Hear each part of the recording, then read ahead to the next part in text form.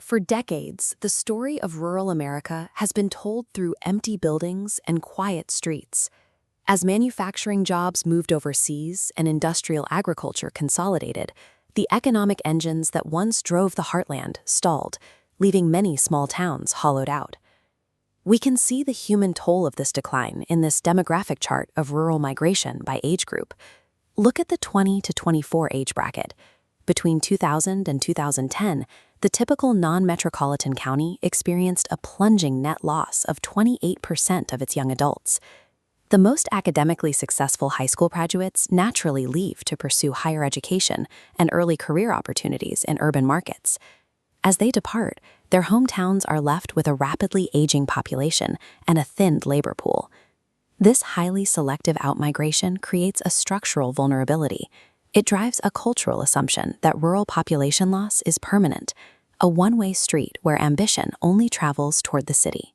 But if we step back and look at the broader data, a countertrend emerges that defies the myth of permanent decline. Staying with this same chart, notice what happens further down the x-axis.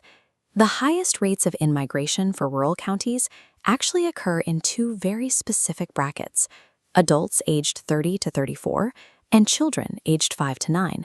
Those two groups are directly linked. These aren't random adults wandering into small towns. They are young families intentionally bringing their children back to rural America. The rural brain drain is often a misunderstanding of a distinct life cycle.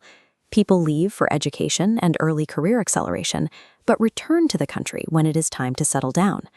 This raises an economic mystery. Small towns generally cannot compete with cities on corporate salaries or vertical career ladders. So what forces pull these 30-somethings away from urban paychecks? The answer lies in the trade-off between economic capital and social capital. At 18, individuals move to optimize their job opportunities. At 32, priorities shift toward optimizing a family support network. The primary pull factors are almost entirely non-economic.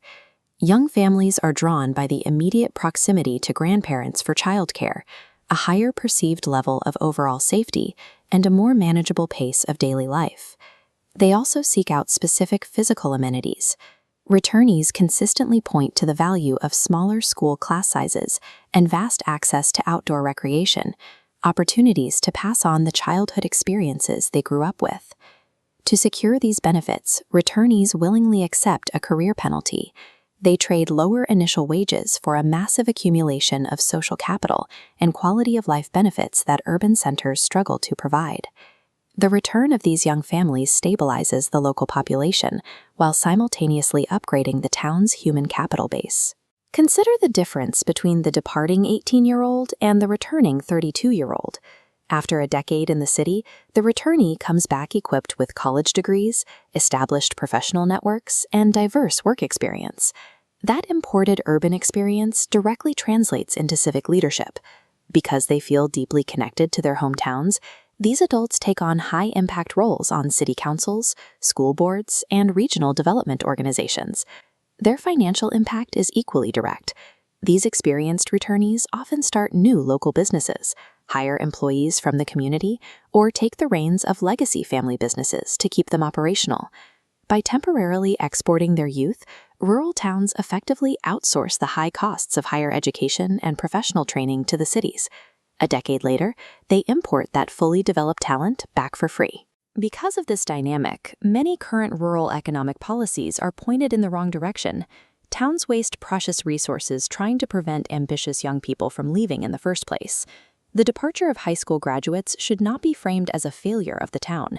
It is truly a necessary, inevitable, and highly encouraged rite of passage for their personal and professional development. A smarter model of rural economic development stops fighting the youth exodus entirely. Instead, towns must proactively engineer their local infrastructure to catch those exact same individuals when they decide it's time to come home. Successful rural towns do not try to compete on wages. They compete on quality of life placemaking. They prepare the ground so that when the hometown kids are ready to start a family, the town is ready to support them. Capturing these returnees requires specific, actionable investments. Communities have to develop modern workforce housing, maintain high-quality local schools, and update their parks and recreational facilities. We can see this capital recapture strategy working in places like Ord, Nebraska. The city reversed its population decline by investing millions of dollars in local small businesses and rehabilitating its downtown district. Structurally investing in this specific blend of physical and social infrastructure transforms a struggling municipality into a resilient magnet, one capable of surviving macroeconomic crashes and agricultural downturns. The survival of the American heartland relies on embracing the human life cycle. By investing in community well-being and acknowledging why people leave, these towns can keep the door open for their eventual return home.